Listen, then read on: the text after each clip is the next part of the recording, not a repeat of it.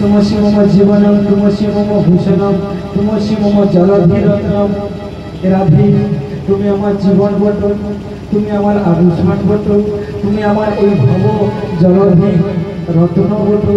যেমন সমুদ্রকে যদি ছাঁচিয়ে দেওয়া হয়, সমুদ্রের জলকে যদি উঠাই দেওয়া হয় তো দামি দামি রত্ন পাওয়া যায়, হীরা মোতি মানিক ইত্যাদি রত্ন পাওয়া যায়। সেদিন এই সংসার সমুদ্রে যদি ছাঁচিয়ে দেওয়া হয় তো আমার জন্য কি পাওয়া যায়? রাধা পাওয়া যায়।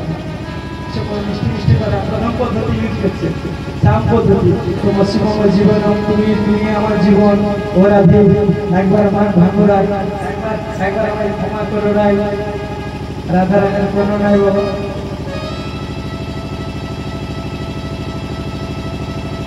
তারপরের পদ্ধতি অ্যাপ্লাই করছি, তারপরের পদ্ধতিটা অ্যাপ্লাই করছি কোনো দুলার জন্য। আজকে কি পুরস্কার করছি?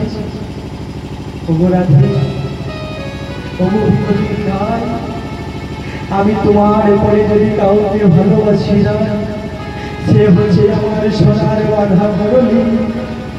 এই দেখো রাই সেই মুরলীকে তোমাকে আমি পুরস্কৃত করিলাম। একবারে রাধে তুমি মানে ভাগুড়া, একবারে রাধে মানে ভাগো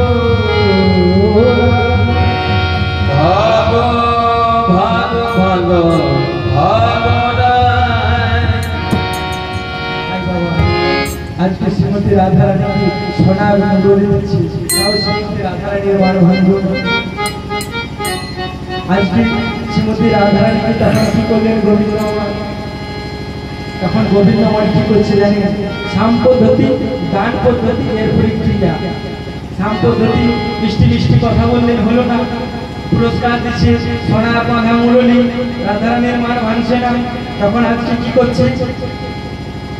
আজকে 3 নম্বর পদ্ধতিটা হচ্ছে কি না, ক্রিয়া পদ্ধতি। মানে একটা বিকট কাজ করে দেখা, মানে খুব একটা ভালো কাজ করে দেখা, মানে যে কাজটা আশ্চর্য কাজ। কৃষ্ণ আমার ছিলেন কি?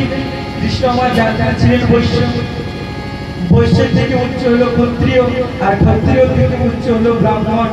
মনে মনে চিন্তা করলো যদি আমি বৈশ্য হয়ে ব্রাহ্মণের কাজ করে দেখাতে পারি, মনে হয় রাধারানীর মান ভেঙে যাবে। আজকে ভগবান শ্রীকৃষ্ণচন্দ্র যেমন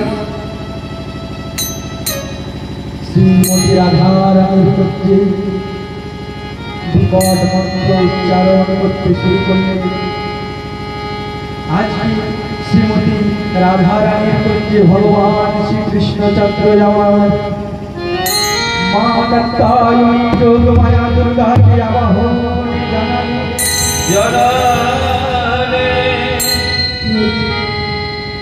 জাগো